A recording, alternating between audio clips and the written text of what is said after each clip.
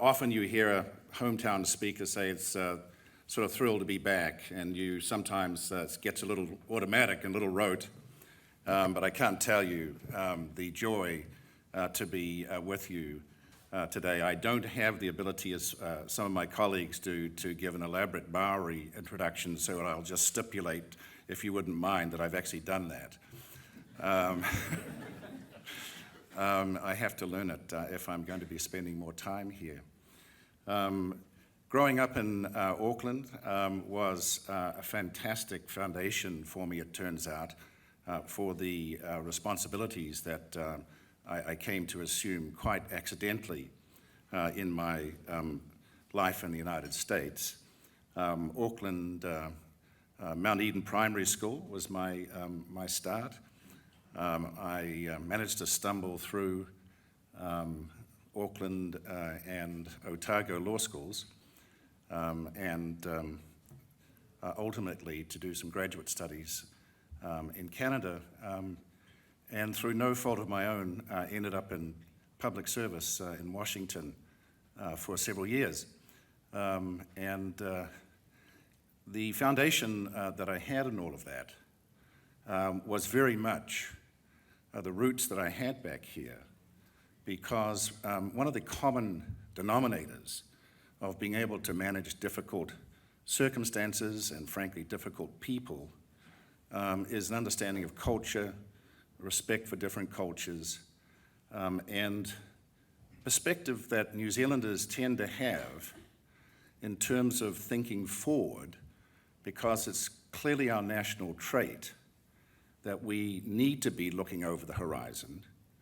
We obviously have to be thinking about what the emerging trends are that are going to be impacting upon us, and in some and profound ways, seeking to be responsive to those and to be proactive in order to project our economic interests, our foreign policy interests, national security interests. And if I was to try and identify some of the common themes or characteristics of New Zealand business people, as I've had the occasion to deal with them abroad, or indeed New Zealand diplomats, it's a very robust engagement in terms of the environments that they do business in. They're acutely sensitive to the local context in which they represent New Zealand interests, and they give a lot of thought to, as I mentioned, not just the current context of the way that they are managing the relationships that they have or the markets that they're seeking to contest, but are constantly looking over the horizon and trying to understand what the emerging dynamics and drivers are that not that we have to be per se conscious of, although we certainly have to do that, but indeed the dynamics which present us opportunities. Because you've heard this morning already from Sir Stephen Tyndall and others about the extraordinary technology opportunities and value add, and what Sir Paul Callaghan would call New Zealand the place that talent wants to live in. And this, of course, means that we need to give a great deal of thought to how we pre-position ourselves in relationship to emerging population trends, trade demographics, wealth centers that are being created and emerging. And that's where I'd like to spend a few minutes with you today, if I could, to project forward what New Zealand's role is relative to these trends and relative to these new dynamics. And of course, so much of our working day is taken up, of course, with the quarterly reports that we have to do, the weekly reports, the day-to-day and short to medium term deliverables that we have for our organizations and for our own goals and objectives. But there are certain drivers and there are certain emerging trends that are not speculative. They are not uncertain. They will happen, and they will happen whether or not we are conscious of them.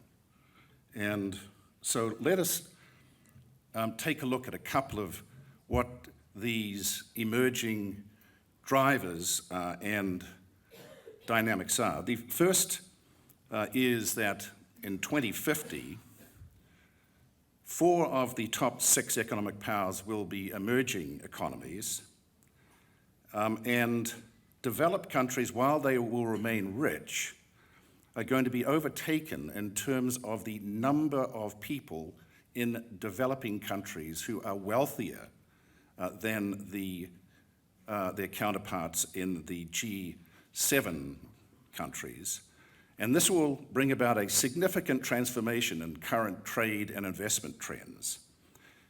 Certainly in order to ensure that the governance for those trends have continuity, are brought into place, we have to bring about, of course, some important institutional arrangements. We need to conclude the current Doha round, of course, the WTO. It's critical New Zealand's interest, of course, that we conclude the TPP arrangement, the Trans-Pacific Partnership negotiations that are currently underway, because they will stitch together a fabric of trade and investment liberalization that is so critical to New Zealand's interests. And in that context, I want to just spend a couple of minutes on where the new growth trends are internationally. Some of this you, of course, would have read in the media, but I wanted to, and I apologize for those of you at the back who may not be able to see the entire context of this, but I'm going to show you just not a huge number of graphs, but just enough to punctuate the message that I hope to share with you. And that is, for example, looking at today's dates and statistics, you will find a significant increase in such trade, of course, countries as China and India relative to the United States and the Western countries. But what is profoundly important here is not that there's just going to be an increase in the raw numbers of trade, but indeed in terms of power purchasing parity. And so take a look at, on the right-hand side here, you will find that going out to 2050, for example, and for those of you at the back, it's on the far right graph, you'll find that, of course, the United States is almost, of course, which well eclipsed by China in power purchasing terms. India is almost equal to it. But the combination of these trends means, of course, that significantly you will find that emerging markets will indeed be surpassing advanced economies. And we have to start thinking about how, in fact, we take advantage of these new drivers, these new dynamics. And while, and actually there's two graphs I'm going to show you here. This one's number 11. Actually presents a remarkable opportunity for New Zealand, because although advanced economies will continue to remain wealthier through 2050, in fact, you'll see that, in fact, that wealth ratios continue to increase. And what that means for New Zealand, of course, is that the traditional markets that we currently engage, which, of course, let's say for purposes of this discussion would be United States, excuse me, Europe, and the other G7 countries, Japan, they will continue to be critical and important markets to us. And they will have the ability to provide significant competitive opportunity for New Zealand companies, particularly as we start to embrace the higher value technology companies that you've heard Sir Stephen talk about today. Importantly, we'll see absolute poverty decline, although there'll be significant numbers of people still in poverty. Relative poverty will be overtaken by declines in absolute poverty terms. And if I was to try and focus on the most important set of emerging trends that have significance to New Zealand, it would be the next 2 or 3 graphs. Bearing in mind the preceding one, which still has the wealthy countries remaining wealthy in GDP terms. But this particular graph here, and I do apologize to my friends and colleagues at the back who might not be able to see it in clear terms, but what this graph shows is that the size of global middle and rich class is in fact the largest portion in the world going forward of the purchase capability, and the largest number of global middle and rich class will reside in developing countries. So we now have a significant emerging group of consumers and purchasers who have larger income, who are able to, in fact, and in quality terms, not just able, they're demanding higher quality products and services, and they now, as we see, have the capability of paying for them. And so if we think of the New Zealand market or platform as, say, an inverted pyramid, where we, being a small nation, are at the bottom of that apex, we have the ability to contest and to compete in and to access this inverted pyramid in terms of the number of countries and the number of people who have increasing their wealth profile. And the implications for trade trends are really quite profound if you look at this next graph here, because in present day terms, of course, the share of world exports are of course, as you might imagine, in the sort of G20 countries and advanced economies, but that particular relationship or ratio is almost 100% flipped as you go out in 2050. And in fact, if we think about it, that's a very natural consequence of the fact that over the next 15, 20, 30 years, it's those countries whose middle class, lower middle class, have higher capita incomes. They, by definition, will want to be importing products and services, and by definition, that will change the paradigm and change the structure of trade trends. And New Zealand is ideally suited to take advantage of these emerging shifts. Again, this is not speculative.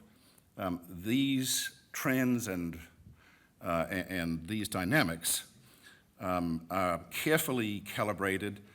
The research that's gone into them is really quite sophisticated. If there was 1 or 2 graphs that I would want to focus on as we sort of proceed forward here, and again, I do apologize for those at the back, it's the changing nature of not just developed countries relative to developing, but where those countries, the developing countries, who are they trading with? And where are their trade partners going to be located? And what does that mean for New Zealand? The graphs that I would like to concentrate on here are, of course, the ones on the right-hand side, because they tell us that, for example, China, Asia, Pacific developing countries will be amongst the top 5 trading partners as we go forward into the next several decades. And that means intra-Asia Pacific travel, it will include travel, investment, trade, technology, exchanges, and that's the top line there. And if you jump over EU, which I'm not sure I would actually have the same faith in those statistics right now, but if you go to the third one, you have, of course, China and other industrialized countries. China, US is going to be significantly important as well. So if we think about what that means is New Zealand is in fact significantly well positioned to participate in these new trade and investment realities. One reason is because, of course, New Zealand is the only developed economy presently that has a free trade agreement with China. New Zealand is currently negotiating a free trade agreement with India, and the trade arrangement that, of course, we want to see come into fruition shortly is the Trans-Pacific Partnership, because that will bring into our network of trade relationships the other countries that get a trade on the first and the third lines, and we therefore get integrated into those economies because of the fact that we have reciprocal trade arrangements with them. So in that context, this particular slide, while it's focused on the United States, is really sort of representative of us as well, by reason of the fact that the United States and New Zealand will, in fact, of course, be core members of the TPP. But the reason that I really want to focus on this set of data is important because, in addition, of course, of reinforcing the China relationship relative to trade, the far right-hand trade bloc that is referenced there is Latin America. Now, Latin America also is a group of countries which will see tremendous amount of trade to and from each other. Now, Latin American countries, of course, are also part of APEC. A number of them are going to be part of the TPP. So we now are in the geographic position of being able to, I want to come back to this particular slide here. Let's just assume for purposes of our discussion right now that we have Latin America also on that slide. Perhaps we should just go back to this one. Thinking forward, therefore, we really are ideally both geographically suited to take advantage of these new and emerging intra-trade blocs, Asia Pacific, Latin America. Why? Well, we're proximate to those markets, and proximate to them in ways that very few countries are. Moreover, we have, of course, pre-existing trade and investment relationships with many of these countries already. So we are starting to build and develop the type of infrastructure relationships, and by that I mean the financial markets, the advisors, the understanding about how you can test the local markets, local partners, banking, lawyers, accountants, the whole 9 yards. But if again we go back to where we see the increased amount of power and purchasing capability in the global middle class and rich countries, and we combine both the fact that you have this huge emerging bulge of wealth in the middle class and developing countries, and by definition, remaining also in the wealthier countries. This creates a huge amount of capital that's available from these particular countries, and they, again, and I just want to punctuate this point. How am I doing for time, Stephen? Maybe I'll even close on time for once. I want to punctuate the point that has been made earlier today, that while the geographic relationship of New Zealand to these markets is not unimportant, by that I mean the proximity of them, the fact remains actually that electronic digital commerce, high-value technology-driven products are relatively low weight, which is to say you're not really having a competitive advantage by reason of your logistics and transportation costs or where you are relative to your markets. So it's not per se the fact that New Zealand physically is closer to those markets, but what it means is that we are sort of geographically really in a significant competitive advantage to continue to contest and be close to those markets, because the reality is that these consumers are really very interested in what we produce and how we produce it, but they also want to have customization. They want to have products that at one level, of course, have global branding, but at another level are aligned with their cultural backgrounds, their national and domestic characteristics. And so that mandates that we understand these local markets. It requires that you be on the ground. It demands that you have these personal relationships, often joint venture relationships, and allows you to become locally integrated into those markets.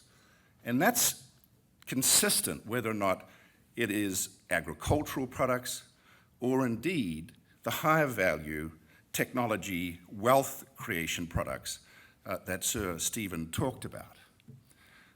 And so while we continue to, of course, suffer from the results of the financial meltdown that we saw a couple of years ago, and as we here nationally start to get through these rather constrained budget environments that we have, we can lift our horizons. We can look beyond the current constraints, and we can learn a lesson from the environment we're currently in.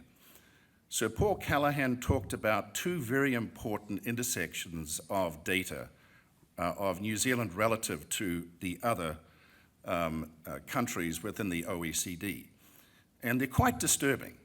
The first is that while New Zealand is one of the highest working countries per hour, we have one of the lowest productivities. And that's not because as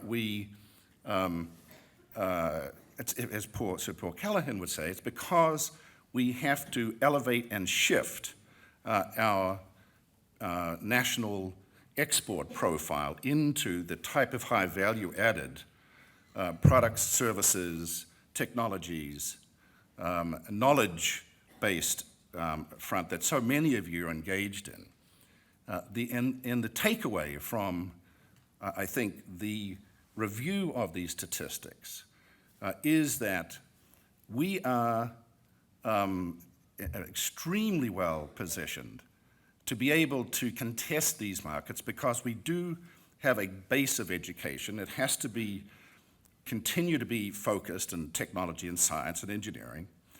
We have to, in our schools, however, ensure that there is a combination of financial literacy in our students that is connected with the understanding that wealth creation is linked demonstrably between financial literacy, entrepreneurship, and the ability to integrate those into your high-value knowledge products, which is integrating your financial entrepreneurship into your science, your technology, and of course your IT industries.